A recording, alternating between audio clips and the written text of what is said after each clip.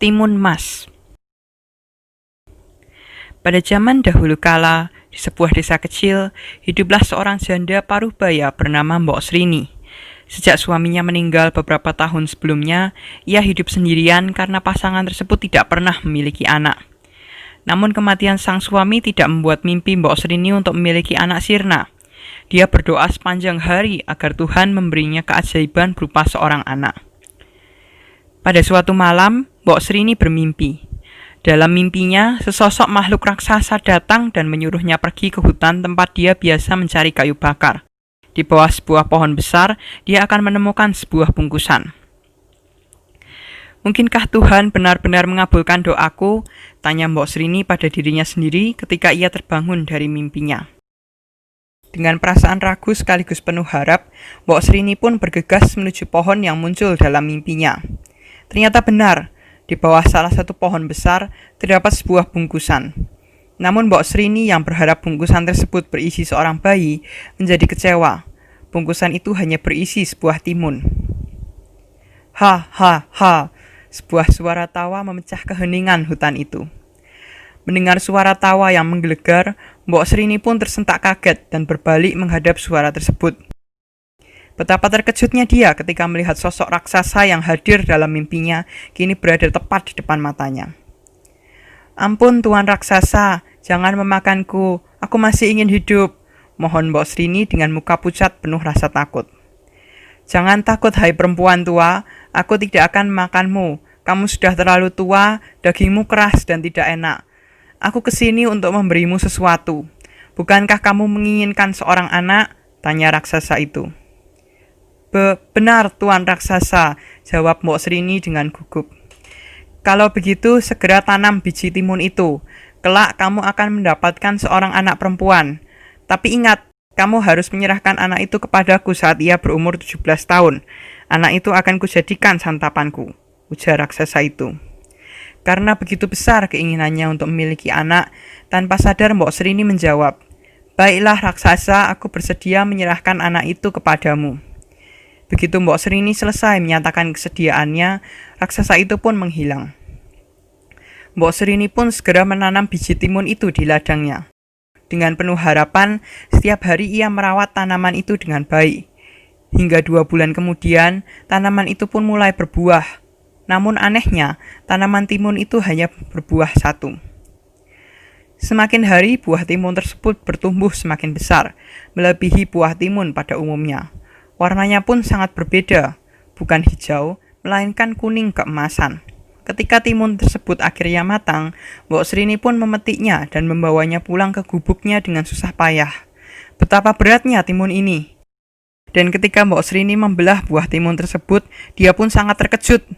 Dari dalam timun tersebut keluarlah seorang bayi perempuan yang sangat cantik. Tangisan sang bayi membuat Mbok Srini merasa sangat bahagia. Akhirnya dia mendapatkan bayi yang selama ini dia inginkan. Mbok Srini pun menamai bayi tersebut Timun Mas. "Cup cup cup, jangan menangis anakku sayang, Timun Mas." Mbok Srini pun membesarkan dan mendidik Timun Mas dengan penuh kasih sayang. Timun Mas pun tumbuh menjadi gadis yang tidak hanya cantik, tetapi juga cerdas dan bertata krama. Kehidupan Mbok Srini bersama Timun Mas sangatlah membahagiakan hatinya, sampai-sampai Mbok Srini lupa akan janjinya pada sang raksasa. Hingga suatu malam, Mbok Srini kembali didatangi oleh sang raksasa dalam mimpi. Sang raksasa pun berkata bahwa dia akan mengambil Timun Mas dalam waktu 1 minggu. Selama seminggu, Mbok Srini termenung memikirkan nasibnya. Dia harus berpisah dengan anak yang sangat disayanginya. Raksasa jahat itu bahkan akan menjadikan Timun Mas santapannya. Timun Mas yang melihat kondisi ibunya ini pun bertanya-tanya dalam hati. Hingga suatu sore, Timun Mas memberanikan diri untuk bertanya pada sang ibu. "Bu, mengapa akhir-akhir ini ibu selalu tampak sedih?" tanya Timun Mas. Mbok Srini awalnya hanya diam dan menolak menjawab pertanyaan sang anak. Namun Timun Mas terus mendesak sang ibu dan akhirnya Mbok Srini pun mengaku. "Maafkan ibu Timun Mas, sebenarnya kamu bukanlah anak kandungku." Mbok Srini pun menceritakan semua kejadian yang terjadi mulai 17 tahun yang lalu hingga mimpinya seminggu yang lalu, dan bahwa sesosok raksasa akan datang untuk menjadikan Timun Mas santapannya. Mendengar cerita itu, Timun Mas sangat terkejut. Timun tidak mau ikut bersama raksasa itu. Timun sangat sayang kepada ibu yang telah mendidik dan membesarkan Timun, kata Timun Mas. Mendengar perkataan Timun Mas, Mbok Srini kembali berpikir keras, mencari cara agar anaknya selamat dari santapan raksasa itu. Demi mengelabui si raksasa, berbagai cara ditempuh oleh pasangan ibu dan anak itu. Hai perempuan tua, di mana anak itu? Aku akan bawanya sekarang, kata raksasa itu. Ia sedang mandi di kali, Tuan Raksasa. Tubuhnya sangat bau. Kamu pasti tidak akan suka memakannya, ujar Mbok Srini. Baiklah, aku akan kembali seminggu lagi. Pastikan ketika aku kembali, dia sudah siap untuk kubawa ke hutan, balas raksasa. Tentu saja Tuan, aku tak akan mengecewakanmu, janji Mbok Srini. Seminggu kemudian, Hai perempuan tua, aku kembali untuk menagih janjimu. Cepat serahkan anak perempuanmu, teriak si raksasa. Maaf Tuan Raksasa, Timun Mas sedang menjual kayu ke kampung. Bila saja engkau datang lebih pagi, engkau pasti bertemu dengan dia, kata Mbok Srini. Dengan setengah marah, raksasa itu berteriak, Baiklah, ku beri waktu 1 minggu lagi. Setelah 1 minggu, Hai perempuan tua, mana anak perempuanmu yang telah kamu janjikan untukku? Teriak raksasa itu. Sudah ketiga kalinya aku datang ke sini, tetapi aku belum pernah melihat bahkan sehelai rambut anak itu. Maaf Tuan Raksasa, anak itu sedang sakit keras. Jika kamu menyantapnya sekarang, tentu dagingnya tidak enak. Bagaimana kalau 3 hari lagi kamu datang kemari? Saya akan menyembuhkan penyakitnya terlebih dahulu, bujuk Mbok Srini. Baiklah kalau begitu. Tetapi kamu harus bersumpah akan menyerahkan anak itu kepadaku. Ini kesempatan terakhirmu. Kalau kamu tidak menyerahkan anakmu padaku, akan kuhancurkan rumahmu dan juga desa ini, ancam raksasa itu. Setelah Mbok Srini menyatakan berjanji, raksasa itu pun menghilang. Mbok Srini kembali bingung mencari cara lain. Setelah berpikir keras, akhirnya ia menemukan cara yang menurutnya dapat menyelamatkan anaknya dari santapan raksasa itu. Ia akan meminta bantuan kepada seorang pertapa yang tinggal di sebuah gunung.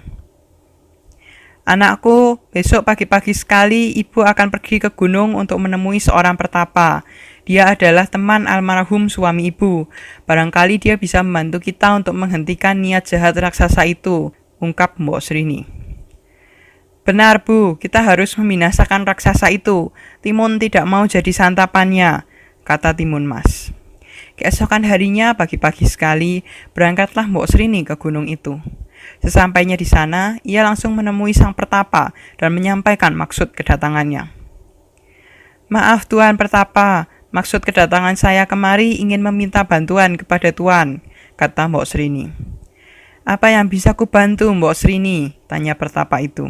Mbok Srini pun menceritakan masalah yang sedang dihadapi anaknya. Mendengar cerita Mbok Srini, pertapa itu pun bersedia membantu.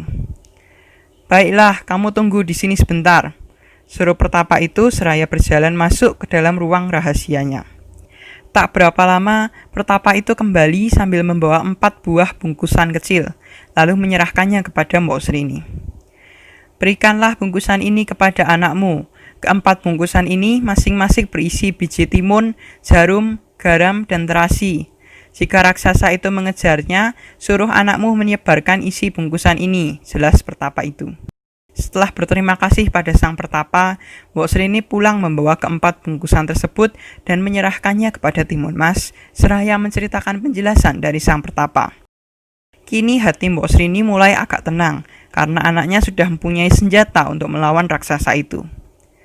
2 hari kemudian, raksasa itu datang kembali. Dia sudah tidak sabar lagi ingin membawa dan menyantap daging Timun Mas. Hai perempuan tua, kali ini kamu harus menepati janjimu. Jika tidak, kamu juga akan kujadikan santapanku, ancam raksasa itu. Mbok Srini tidak gentar lagi menghadapi ancaman itu. Dengan tenang, ia memanggil Timun Mas agar keluar dari dalam gubuk. Tak berapa lama, Timun Mas pun keluar lalu berdiri di samping ibunya. Jangan takut anakku, jika raksasa itu akan menangkapmu, segera lari dan ikuti petunjuk yang telah kusampaikan kepadamu, pesan Mbok Srini kepada Timun Mas. Baik Bu, jawab Timun Mas. Melihat Timun Mas yang benar-benar sudah dewasa, raksasa itu semakin tidak sabar ingin segera menyantapnya. Ketika ia hendak menangkapnya, Timun Mas segera berlari sekencang-kencangnya. Raksasa itu pun mengejarnya. Terjadilah kejar-kejaran antara raksasa itu dengan Timun Mas. Setelah berlari lama, Timun Mas mulai merasa lelah, sementara raksasa itu semakin mendekat. Akhirnya, ia pun mengeluarkan bungkusan yang diberikan padanya. Pertama-tama Timun Mas menebarkan biji timun. Sungguh ajaib, hutan di sekelilingnya berubah menjadi ladang timun. Dalam sekejap, batang timun tersebut menjalar dan melilit seluruh tubuh raksasa itu. Namun raksasa itu mampu melepaskan diri dengan cara memakan mentimun-mentimun itu. Meski kekenyangan, si raksasa kembali mengejar Timun Mas. Timun Mas pun segera melemparkan bungkusan kedua yang berisi jarum. Dalam sekejap, jarum-jarum tersebut berubah menjadi hutan bambu yang tinggi dengan ujung-ujung yang runcing. Namun raksasa itu mampu melewatinya dan terus mengejar Timun Mas, walaupun kakinya berdarah-darah karena tertusuk bambu tersebut. Melihat usahanya belum berhasil, Timun Mas membuka bungkusan ketiga yang berisi garam lalu menebarkannya. Seketika itu pula, hutan yang telah dilewatinya tiba-tiba berubah menjadi laut yang luas dan dalam. Tetapi raksasa itu tetap berhasil berenang menyeberanginya. Meski kelelahan, si raksasa tetap terus mengejar Timun Mas. Timun Mas pun mulai cemas karena senjatanya hanya tersisa satu. Jika senjata tersebut tidak berhasil melumpuhkan raksasa itu, maka tamatlah riwayatnya. Dengan penuh keyakinan, ia pun melemparkan bungkusan terakhir yang berisi terasi. Seketika itu pula, tempat jatuhnya terasi itu tiba-tiba menjelma menjadi lautan lumpur hisap yang mendidih. Alhasil, raksasa yang sudah penuh luka dan kelelahan itu pun tercebur ke dalamnya dan tewas seketika. Timun Mas pun selamat dari kejaran raksasa itu. Dengan sekuat tenaga, Timun Mas berjalan kembali pulang untuk menemui ibunya. Melihat anaknya selamat, Mbok Srini pun langsung memanjatkan syukur kepada Tuhan Yang Maha Kuasa. Sejak saat itu, Mbok Srini dan Timun Mas hidup bersama dengan bahagia dan damai.